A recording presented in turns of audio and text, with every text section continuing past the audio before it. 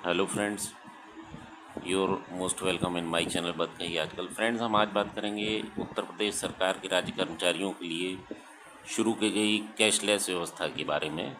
तो जैसा कि आपको पता है कि जो उत्तर प्रदेश सरकार के कर्मचारी थे, इनके लिए पहले अगर इन्हें इलाज कराना होता था तो एक व्यवस्था थी जिसमें हम इलाज कराने के बाद में अस्पताल के बिल को फिर बाद में हम वापस ले सकते थे। लेकिन सरकार ने अब इस व्यवस्था को ख़त्म करके इसके स्थान पर एक नई व्यवस्था चालू करने की सोची है, जो कि है जो कि आपके कैशलेस व्यवस्था है। इसमें आपको जो राज्य कर्मचारी हैं उनके लिए व्यवस्था ये की गई है कि वो अपना इलाज सरकार के द्वारा दिए गए किसी भी अस्पताल में आपातकालीन परिस्थिति में असाध्य रोग हैं तो वहाँ जाके करा सकते हैं। उसके लिए उन्हें कोई पैसा नहीं देना पड़ेगा। तो आइए जानते हैं, ये योजना अभी शुरू की गई है और देखते हैं इसकी क्या क्या ख़ास बात है। तो फ्रेंड्स, सबसे पहले हम बात करेंगे कि इस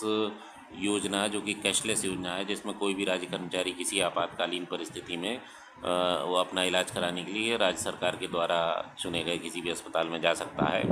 और अपने वो परिवारीजन को ले जा सकता है। तो इसमें परिवारीजन में कौन कौन लोग शामिल किए गए हैं, सबसे पहले हम आपको ये बताएंगे। इसमें राज्य कर्मचारी के पति या पत्नी, माता या पिता, बेरोज़गार अविवाहित पुत्र 25 वर्ष की उम्र तक भी शामिल है और बेरोज़गार अविवाहित पुत्री भी शामिल है, विधवा या तलाकशुदा या परित्यक्ता पुत्री या बहन यदि कर्मचारी और पेंशनर के साथ रहती है तो वह जो है इस योजना के अंतर्गत लाभार्थी के रूप में शामिल की जा सकती है। तो सबसे पहले फ्रेंड्स, हम ये जानेंगे कि जो फार्म है जो ये योजना है, इसके लिए हमें रजिस्ट्रेशन कैसे कराना है। तो कोई भी एम्प्लाई जो यूपी गवर्नमेंट का एम्प्लाई है या फिर वो पेंशनर है, तो उसे जो वेबसाइट है यूपी सेक्ट्स, उस पर जाकर अपना रजिस्ट्रेशन कराना होगा। उसके लिए जो सबसे ज़्यादा ज़रूरी चीज़ है, जिसके बिना रजिस्ट्रेशन नहीं होगा, वो है कर्मचारी का आधार नंबर। तो एक तो आपका आधार कार्ड आपके पास होना चाहिए, एक फ़ोटोग्राफ होना चाहिए और आपको ये पता होना चाहिए कि जो छठेवें वेतन आयोग का अंतिम वेतन आपको क्या प्राप्त हुआ था। तो ये चीज़ अगर आपके पास है तो आप वेबसाइट पर जाकर अपना रजिस्ट्रेशन करा सकते हैं। आपको अपना मोबाइल नंबर भी इसमें डालना पड़ेगा और जब आप रजिस्ट्रेशन कराएंगे तो उसके लिए आपको यूपी सेक्ट्स की वेबसाइट पे जाने के बाद में जो एम्प्लॉय गेटवे है उसमें जाना पड़ेगा, तब आपको एक फॉर्म खुल के मिलेगा। तो फ्रेंड्स, जैसा कि आप देख पा रहे हैं, ये जो आपके सामने पेज खुल के आया है, इसी तरह का फॉर्म आपको फिल करना है। सबसे पहले इसमें आपको आपका विभाग का चयन करना पड़ेगा, उसके बाद में आपको अपने ज़िले का चयन करना पड़ेगा और इसी तरह से फिर उसके बाद में आपको दूसरे ऑप्शन चयन करने हैं, जिसमें कि आपका मोबाइल नंबर है, आधार कार्ड संख्या है। ये सब डालने के बाद में आपको अपनी फ़ोटो अपलोड कर देनी है और वो जो है लास्ट में क्लिक में आप अगर ओके कर देंगे तो आपका ये रजिस्ट्रेशन का प्रोसेस शुरू हो जाएगा। और जब आप इसमें अपने डिपेंडेंट्स को जोड़ देंगे, जो भी आपके ऊपर डिपेंडेंट हैं, जैसा कि मैंने पहले बताया, तो उसके बाद में इसमें आपको सबमिट और फिनिश का बटन दबा देना है और जो आपका एप्लीकेशन फॉर्म है उसको आपको डाउनलोड कर लेना है और उसके बाद में वो डाउनलोडेड फॉर्म की जो हार्ड कॉपी है वो आपके साइन के साथ में और आपके जो भी डीडीओ हैं, जो भी आपकी आहरण वितरण अधिकारी हैं, उनको आपको उनके कार्यालय में उपलब्ध करानी होगी और वहाँ से कार्यालय से वो कॉपी जो है वो लखनऊ जाएगी और लखनऊ जब वो यूपी सेक्ट्स के पास पहुँच जाएगी, तब वो दोनों ही प्रविष्टियों का मिलान करते हुए उसके बाद एक पैन कार्ड की तरह प्लास्टिक कार्ड जारी करेंगे, जिस पे आपका फ़ोन नंबर भी होगा और वो उसको दिखा करके आप राज्य सरकार की किसी भी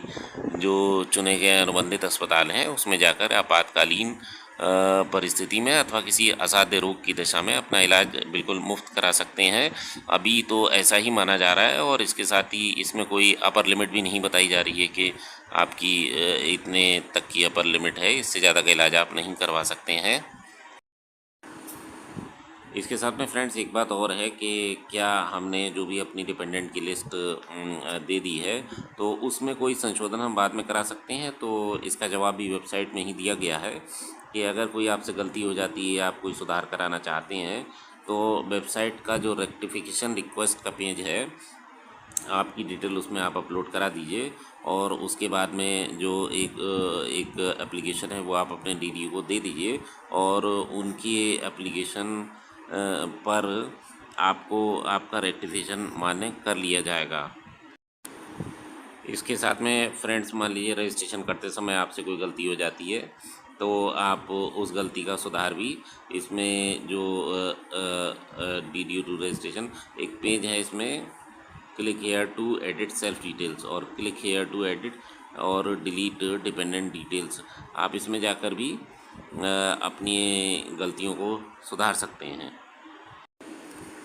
अच्छा, एक बहुत ज़रूरी बात है कि हमारे घर में बहुत से छोटे ऐसे बच्चे होंगे या हमारे कोई डिपेंडेंट ऐसे होंगे जिनके आधार कार्ड हम लोगों ने नहीं बनवाए हैं, स्टेट गवर्नमेंट एम्प्लॉई ने या पेंशनर ने नहीं बनवाए हैं, तो उनका क्या होगा? तो देखिए, ये वेबसाइट बहुत क्लियरली इस बारे में बता देती है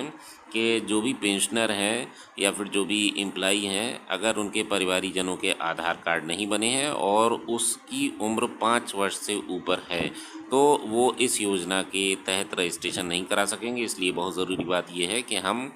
सभी एम्प्लॉई जो है अपने अपने परिवार वालों के आधार कार्ड ज़रूर बनवा लें, क्योंकि उसी आधार कार्ड पर बेस्ड ये पूरी व्यवस्था है। बिना आधार कार्ड के आप इस योजना का लाभ नहीं ले पाएंगे। तो ये बहुत ज़रूरी बात है। केवल वो बच्चे जो कि 5 साल से कम के हैं, उन्हें अपने आधार की ज़रूरत नहीं पड़ेगी। हाँ, तो फ्रेंड्स इसके बाद ये जानकारी है कि अगर हमें कोई ऐसी बात है जो कि समझ में नहीं आ रही है या कोई डाउट है और क्लियर नहीं हो पा रहा है,